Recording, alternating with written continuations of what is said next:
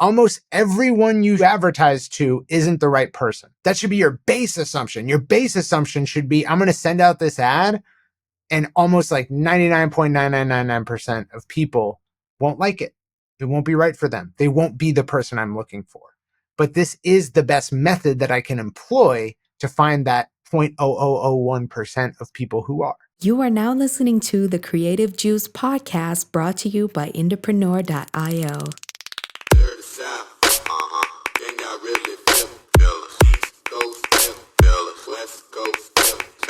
What's up, Indies?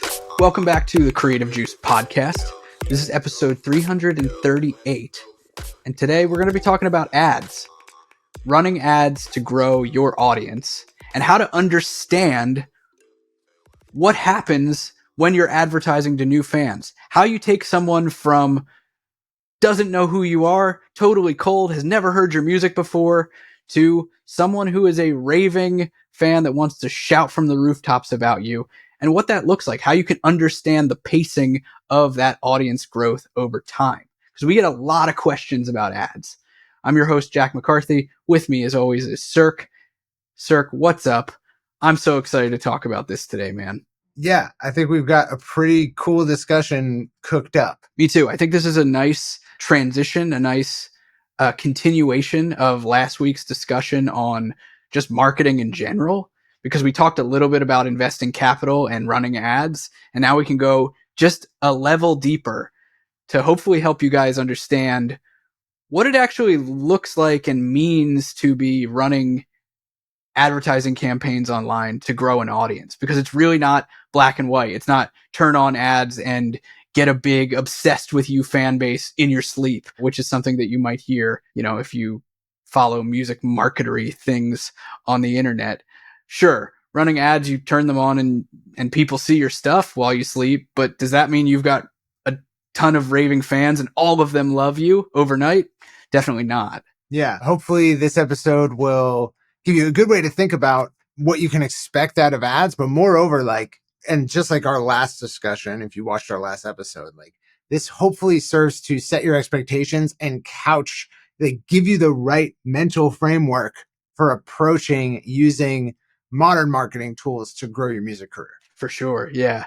I think a really good place to dive into this is to talk about what it means to advertise to an unaware audience, and really what that first initial touch might result in for a variety of people online, because these are people. They're not just numbers. They're not just viewers. At the end of the other screen, there's a human being, a computer screen or a phone screen, I guess. There's another human. And no matter what kind of ad you're running, whether it be a video, or you're trying to send somebody over to Spotify, or you're trying to get somebody to buy something, that group of people, each and every one of them is going to have a different kind of reaction. One sort of fan might like the video and watch it, and then they might do nothing. And then that's kind of it. Another fan might be someone that ends up going all the way down and going over to your website and buying a piece of merch and deciding, I love this artist. I can't believe I've never heard of them before. So what differentiates those two kinds of people, and how do you build up audiences over time that might look like a massive group A, a massive group B, a massive group C? This is, I think, a helpful sort of starting point as we dive into this. Yeah. So just to set the stage, right? At a certain point in your career, just to be clear, there's tons of artists who never use advertising whatsoever until much later. And when they use it, they're not aware they're using it, and they're not even aware it's advertising, and they don't really know how it works. But not every artist uses advertising. But at a certain point in your career, if you want to use modern marketing tools, you want to accelerate your growth a little bit, and you want to just have more control over your growth. You don't want it to be a black box of TikTok's algorithm is favorable to me right now, so, I'm going to juice it for all it's worth. And if it goes away tomorrow, I have no recourse to try to fix that. If you want to have more control, you're probably going to eventually want to know how to generate attention using advertising or promotion through other means, which we would call advertising as marketers. So if you're doing, all the other forms you would use to promote your music, we call advertising. Right. The traditional definition of advertising, not necessarily just paid advertising. Exactly. Yeah. So that's just to say that, like, when you go to promote, you go to seek external methods, external to you, meaning like it's not something you're already doing or have the capacity to do. You're going to do new things to try to get more people to know about your music. Really, let's set the goal. The goal is you want to end up with a fan base of all the people you can find. So let's take the whole population, 8 billion people in the world, and say within that, there is a subset of people who, if you do the right things, will follow you for years and buy every release and go to see you live and support you and be part of like digital content memberships and do everything with you. These are your customers, your biggest fans. You want to find all of them. You have no idea who they are. You don't know where they exist. And that's why a lot of what we call top of funnel advertising, meaning it's like the first step of a relationship, it usually is broad, no interest targeting. We don't know. We cannot assume who it's going to be. So let's cast the widest possible net. So we're going to take your home country and countries that are culturally, linguistically, and economically similar to your home country. And we are going to just target everybody, right? And let Meta's like advertising, machine learning like engine figure out who the right person to show your stuff to is. But we're talking about everybody. And so what you need to assume going into that is that almost everyone you advertise to isn't the right person. That should be your base assumption. Your base assumption should be, I'm going to send out this ad and almost like 99.9999% of people won't like it. It won't be right for them. They won't be the person I'm looking for. But this is the best method that I can employ to find that 0.0001% of people who are. Yeah, that's a helpful jumping off point about top of funnel, awareness driven advertising. How you take a group of people, a large group of people who have no idea who you are and likely aren't your target audience, how you take them and you start to find a subset of people that at the very least would take a second to watch your video, maybe comment on your video. And what happens when you do that is logically, think about like the very top, you've got this massive audience, right, of all the people in your country, let's say, and adjacent countries. The people who take an action with you, watch a video, comment on a video, maybe click on an ad, they're going a step down, a smaller subset, but you're starting to get a mass of those kinds of people. Yeah. And again, like really advertising done right is not an inclusive process. It is an exclusive process. Yeah.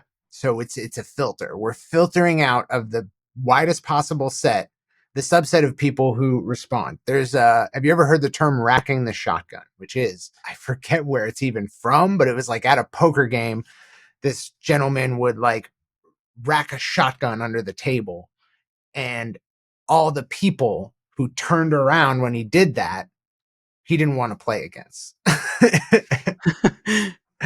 Meaning like, I'm going to suss out the people who aren't paying attention. In this case, like he's filtering out all the people who aren't paying attention. In that case, he's filtering out all the people who are paying attention. In your case, we're filtering out all the people who aren't paying attention, who won't pay attention to you.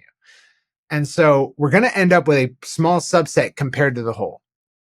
But it's important to realize that like the process of marketing, it's a set of filters. It's a series of filters. So this is just the first preliminary step is let's filter out everyone who, if we show them a like super easy to digest piece of media, a short form video that they're used to watching all day, and it features our music and us, they don't ignore it, right?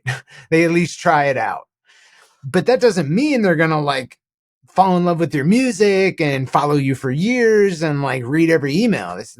They're not that person necessarily. We're just doing a great job of creating a much more concentrated, like smaller subset of the whole populace. So that then begs the question of what happens when we do that? And what does that mean for your marketing activities? And I think the answer here is actually pretty clear. And hopefully this will be insightful for you guys and give you a way to think about the marketing efforts that you take and how they relate to the audiences that you're building with advertising. Because once you start building up that subset of people that didn't just ignore you, right? They at least watched, and maybe you're starting to build up a number of them. Cool. What happens next is all of the activity that you take online. Let's say you're posting your music on a regular basis. You're talking about your shows. I don't know, you're going live. You're posting photos of your tours. You're posting photos of your fans at shows with you. Anything you might be doing online. Activity. Those people that are seeing an ad of yours and digitally raising their hand and saying like, oh, this is interesting to me. The goal of all of that work that you're doing is to pull those people in just a step further with you, to continue along, to follow the journey, to be reminded of the fact that they saw you and liked you enough to watch. Yeah. Again, like it's important to point out that like what you've done at that point, again, it's a constant process, right? So like you're going to end up with an initial subset of people. It's going to be slow at first. Your budget is low. Your ability to create compelling short form videos is low, right?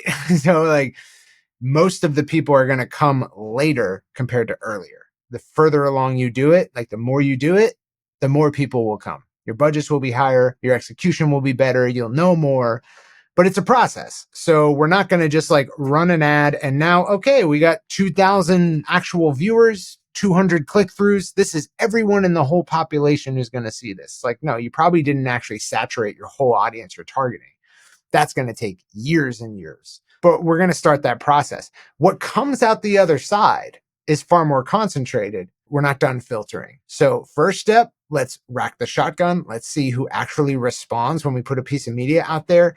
And then let's develop the next filter as we're still getting people coming through the first filter, right? So we're really building, like, you ever play that pipe game, old Windows MS-DOS? I think it was called Pipe Dream, where you like have to turn pipes to get the flow of green ooze to like make it to the end. Like that's what we're doing. Yeah. Right? We turn the first pipe, the stuff is flowing. We got to work on the next one. And as we construct them, we're going to keep going to the next one to make sure it's ready for the people coming through. We have introduction, which is what we just talked about with that first advertising step. And then we have education. Education is a bit harder and more nebulous of a task because ultimately when people see you for the first time, if they like what they see, they probably need more. Some people don't. Some people hear one song and they're like, oh my God, this is amazing. I'm going to go follow everything you do and buy everything in your store. But most people are not like that. Most people will want follow-up media that slowly turns them to realizing like, I love this stuff, right? And so that's why at that point, you're going to need tons of like ancillary content. And that's why it's helpful to like not actually do the first step until you have a body of work somewhat. Yeah, that's a really good point. And attaches itself nicely to what I was talking about your marketing activities. It's helpful if you're not playing catch up as you start to filter fans into what Cirque just called education. If you're already active online and you're starting to hang out there and do things that you enjoy on social media. Maybe it's going live. Maybe it's sharing certain kinds of videos, creating certain kind of videos on a regular basis, sharing your music that way. If you're already doing that consistently, it gives these new people that are discovering you for the very first time and being, remotely interested, it gives them something to check out and go a step further. I don't want to call it like binging Netflix because I don't think we're quite there yet, but it's like turning the page, the next page in a book or a magazine and being like, oh, this story that I'm reading is kind of interesting. Let me just peek ahead a little bit further to see if I'm still interested. And if you're not playing catch up, you find yourself in a much better position because then the advertising is sort of just fitting in with what you're already naturally doing. Yeah. And that builds up education really nicely. Yeah, 100%. It is the case, right, that at each filter, but most specifically the first filter, which is like front end, you don't know me till you've seen my stuff. Like that's the transformation we're facilitating with advertising usually. You have no idea who I am. All of a sudden, you know who I am.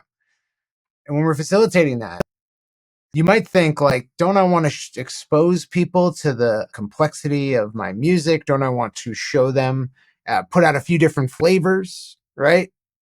Some people might like this song. Some people might like this song. It's like, actually, no. Nope. Actually, like, you probably want it to be the most boring and predictable thing that you possibly can make it. Meaning, this is borrowed directly from the e-commerce world, which is like, if you're an e-commerce store, you have 50 different products and you're running ads to create new customers. You're not just creating the first sale, right? They're going to probably, some of them are going to come back to the store and buy other stuff. So we're really acquiring customers, not sales. So returning people who never bought from your online store till they've bought something. And from there, lots of other stuff can happen. But what product should we advertise? A lot of times e-commerce stores will advertise this whole lineup of products. They'll scattershot everything. And it turns out to be like most successful e-commerce stores, like the most successful ones, have one lead product. They could have 200 products, but one of them gets all the ad spend. There are no ads for the other products because it's proven to be the most optimal for converting someone from never bought something to bought something. Yeah. Gets their in the door.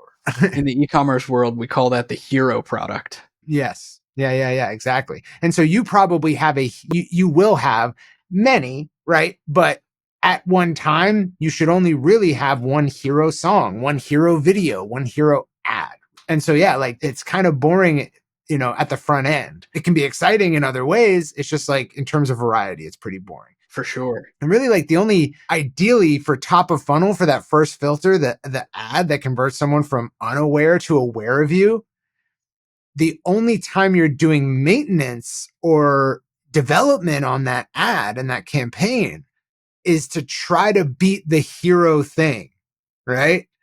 And it should be like in and out. Like, okay, I've got this stable hero ad, this stable hero video and song. Let me try to beat it without disturbing it. I would much rather not find a better one than disrupt the existing one in service of trying to find a better one. And that's kind of the beauty of advertising, is once you identify that hero song or video, you get to work a little less hard, or rather you get to work harder on other things. You work harder on other things as you try to beat the winner. It looks a bit less like tons of time spent on content creation as a comparison. Yeah.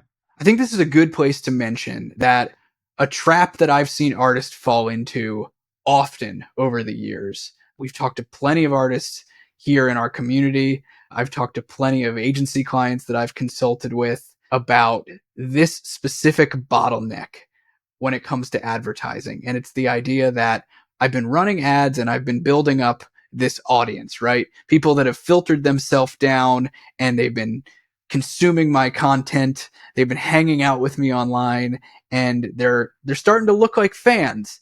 And you know what? Like, I've got 10,000 of them. Facebook says so right here in my ads platform. Sweet. What I should probably do now is I should try to offer them something. And there's 10,000 of them and they seem to be fans. So I think that all of them should raise their hands and do a thing. Do something that I'm asking them to do. Sign up for an email list, buy a product, come to a show. And this is a trap that I think a lot of artists fall into, in that as you're building up what I like to call like a critical mass of people that look like fans, that subset of people also has varying degrees of warmth. And the meta machine learning system is really good at, even in these smaller subsets of fan, it's really good at figuring out who is actually likely to take you up on something like signing up for an album launch or buying a product. It's really good at only showing ads or more videos or your offer to people that are really ready for it. And sometimes that audience of 10,000, when you try to get them to sign up for something, it actually looks a lot more like an audience of 1,000 or 100. And that critical mass that you're trying to build up actually needs to be a lot bigger. Yeah. So that's sort of the brunt of this discussion, is that like we're looking at violent Pareto distribution. And that, like, it's to be expected. It's good. It's a good thing, right? It's what you want to happen. And hopefully we've shown you why it happens, right? Start with the whole population of like several countries, knowing that out of that, like less than 0.1% is going to be the people you're looking for years, the people you want to be your fans for years. Like those people are less than 0.1% of the population that you're going to address to begin with that first filter.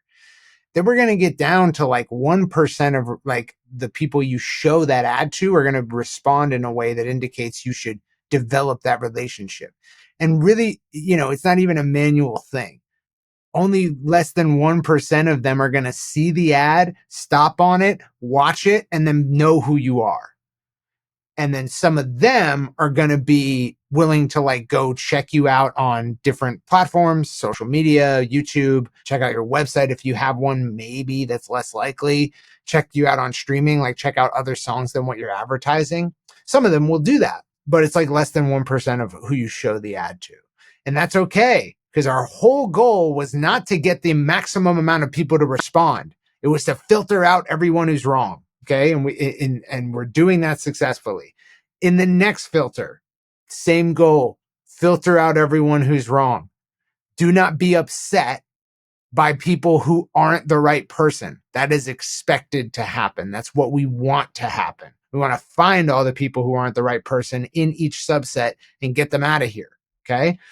So that's kind of the attitude the whole way down this funnel. And it's called a funnel because we start with everyone, get to less people, less people, less people. And at the bottom of the funnel, we just have everyone who's right. And if we get to that bottom of the funnel where it's time to say, hey, here's my new album. Would you buy the deluxe limited edition signed physical version? Will you come to the show and get VIP passes? Will you help me make this my career if you love it so much? Right? We don't want to be beset by the burden of having to talk to people who don't actually like us, right? That's going to water down your messaging. It's going to make you feel less comfortable. It's going to make everything you do less successful if you can't be sure that you're talking to the right people. And so your whole goal is not to attract as many people as possible. It is to repel the wrong people at every stage so that when it matters, when it's time for you to actually talk to your audience, you don't feel any trepidation about addressing them with the full brunt of how you would talk to your biggest fan. Because that's who they are. That's who we want them to be at the end. Yeah, 100%. And to take that a step further, this concept of repelling people with your advertising is something that really becomes important as you build up fans further down the funnel and the way that you talk to them. You can be fully you. You don't have to necessarily worry about mass market appeal or capturing as many people's attention at the very, very top with a specific call to action.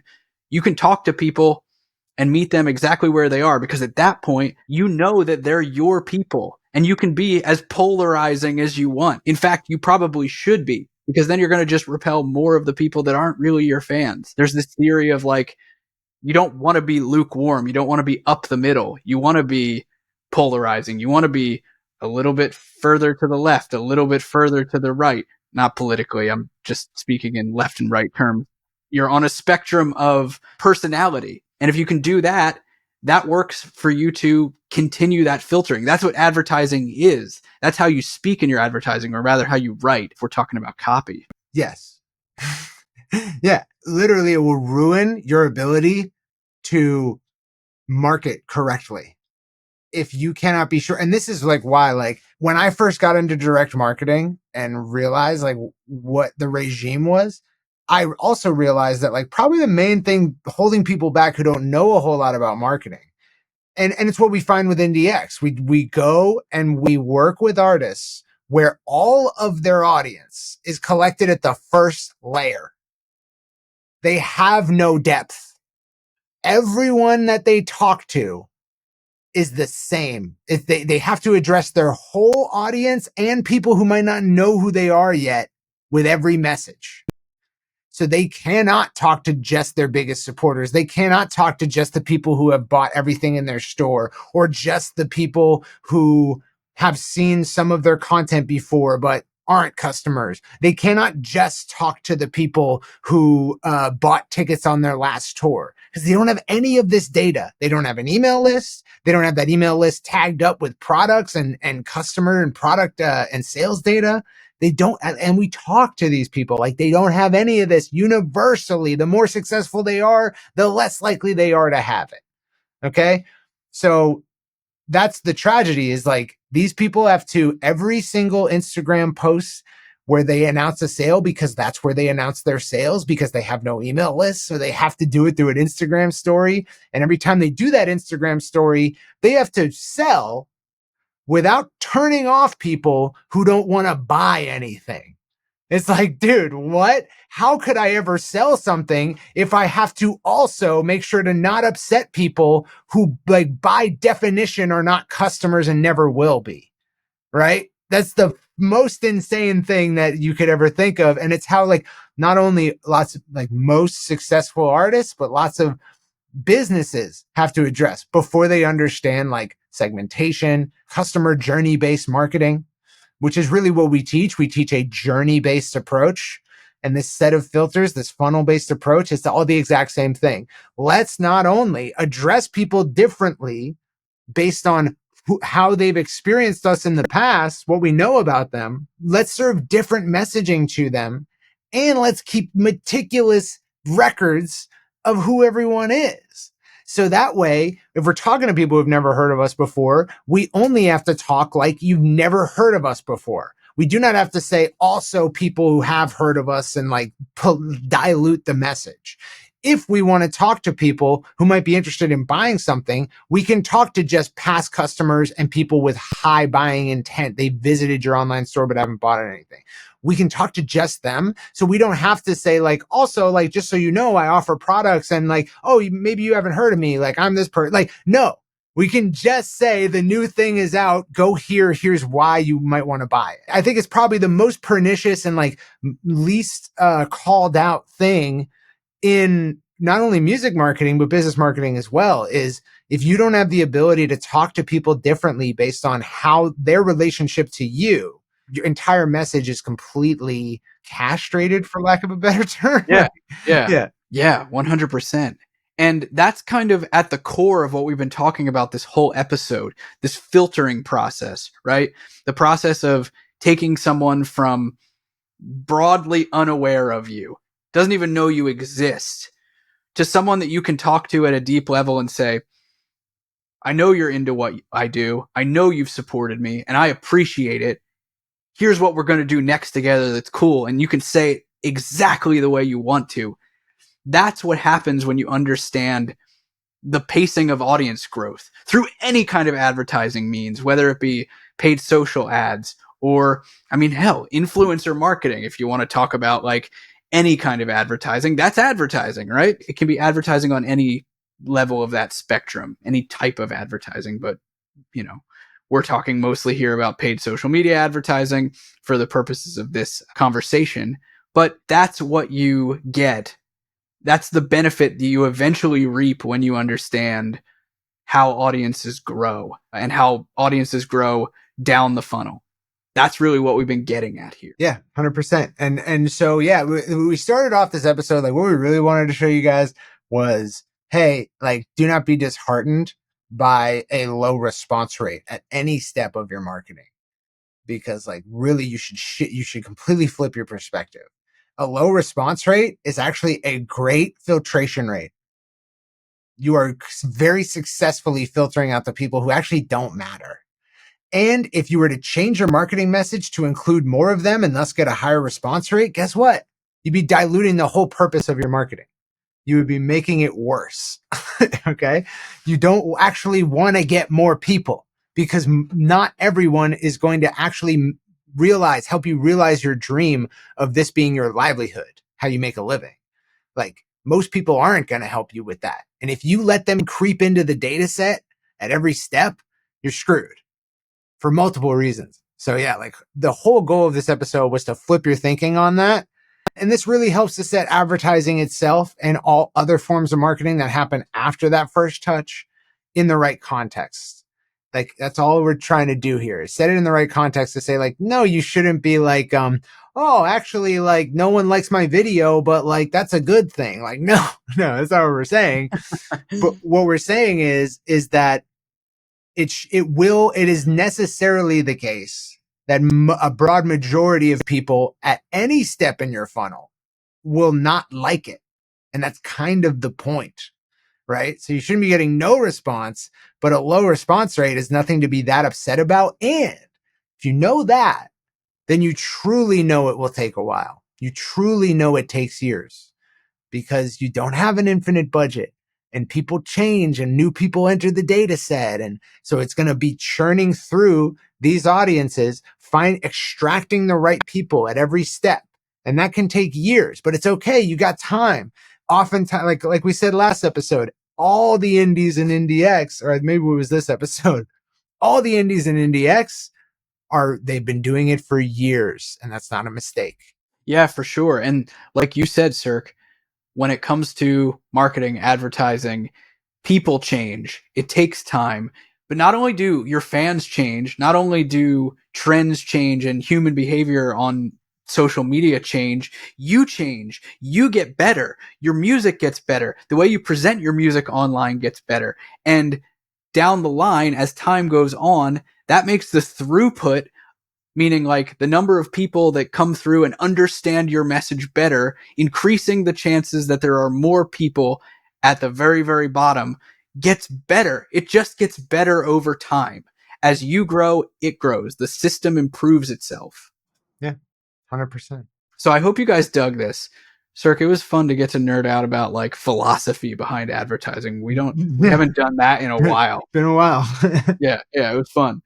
So I hope you guys dug this. I hope it recontextualizes advertising for you in a new way, maybe, or in the first way if you're getting into it for the very first time, and hopefully sets you up on a path for success to how you think about running ads, how you think about running your audience, and how you think about being at the driver's seat of your music career. Oh yeah. We'll see you guys next week. Peace. Can y'all really feel the East Coast?